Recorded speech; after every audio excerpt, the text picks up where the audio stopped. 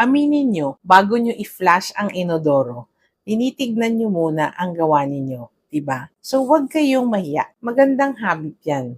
Kasi, ang itsura ng dumi mo ay nagsasabi kung ano ang nangyayari sa loob ng katawan mo. So, ngayon, pansinin mo, yung sa'yo ba ay lulubog o sinker o lulutang, floater? Umpisahan natin sa submarine o yung lumulubog sa ilalim. Ito ang normal at ideal. Ibig sabihin, ang dumi mo ay siksik sa waist at tubig. Parang hollow blocks na sakto lang ang timpla. Mabigat siya kaya dire-diretso sa ilalim.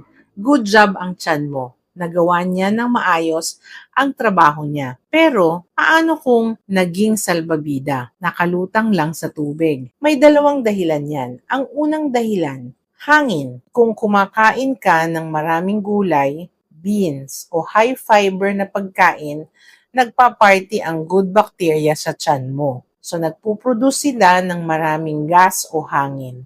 Ito ay natatrap sa loob ng dumi mo. Kaya siya lumulutang, parang lobo. Normal at healthy lang ito, lalo na kung umutot ka ng malakas bago pumunta sa banyo. Pero ito ang pangalawang dahilan at dito tayo dapat mag-ingat, mantika or fat. Kung laging lumulutang ang dumi mo, sobrang baho, malagkit, tumidikit sa gilid ng inodoro kahit i-flush, at parang may langis o sebo sa tubig, red flag yan. Ang tawag dyan ay steatorrhea.